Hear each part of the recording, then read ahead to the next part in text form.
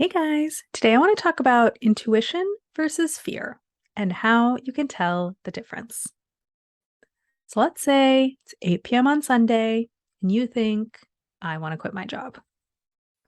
Or you're on a date and you think, I don't want to see this person again.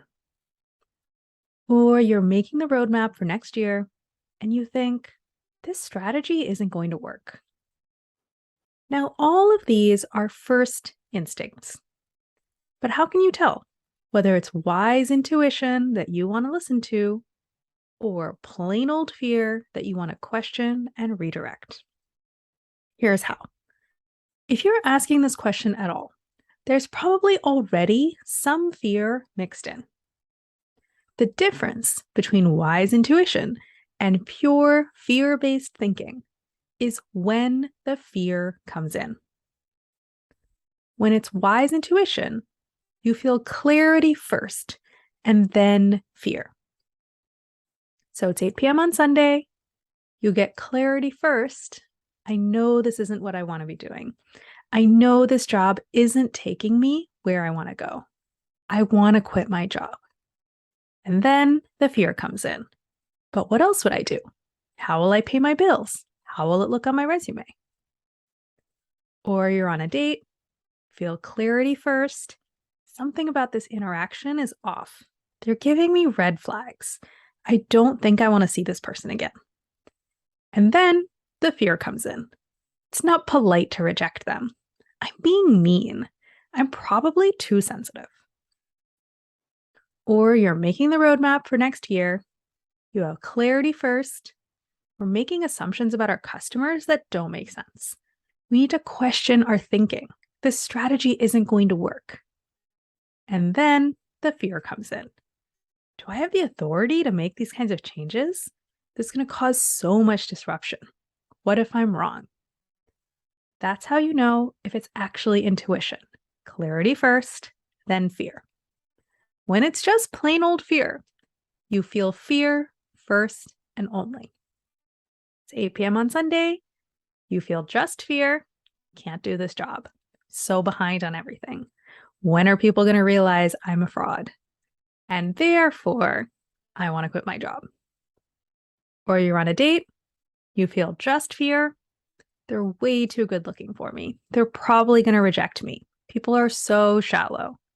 And therefore, I don't want to see this person again.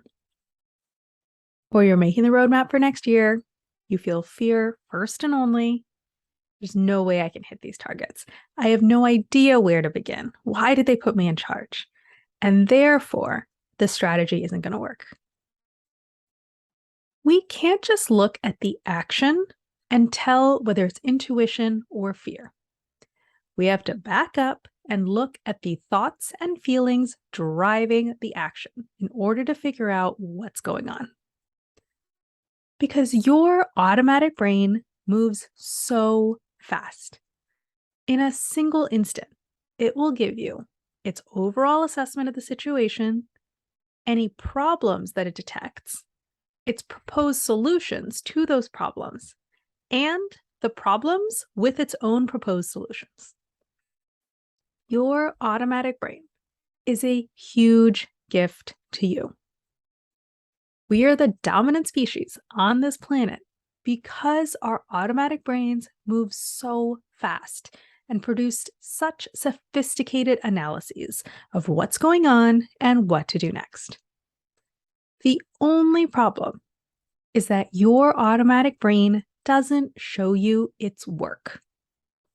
It just gives you the final answer and a nice big shot of strong emotion to kick you in the pants and get you moving. And one of the main things we do in coaching is slow your automatic brain down and make it show you its work. We find the answers to questions like, what data did your brain look at in order to come to this conclusion? Because your brain did look at data, aka specific facts, in order to come to whatever conclusion it came to. Your brain is not stupid or random. It's always basing its conclusions on something. You just need to uncover what that something is and see if you think it's a good basis for coming to this conclusion. We'll also figure out what logical steps did your brain take to come to its conclusion? Because it did take logical steps. Again, your brain is not stupid and it's not random. It took a specific step-by-step path in order to get from A, the data, to Z, its conclusion. We can uncover that path and decide whether or not you agree with it. And we'll figure out what assumptions and definitions did your brain use in its analysis. Your automatic brain is operating within its own logical system. It's not stupid. It's not random. Your brain maintains consistent and coherent definitions and assumptions about the world. That's the only way that it can make the messy, inconsistent, incoherent world make sense to you so quickly. And we can uncover that automatic, this is how the world works playbook in your head, take a good hard look at it, and decide what parts you want to keep and what you want to rewrite. Because at the end of the day, your thoughts make sense. Your instincts make sense. You make sense.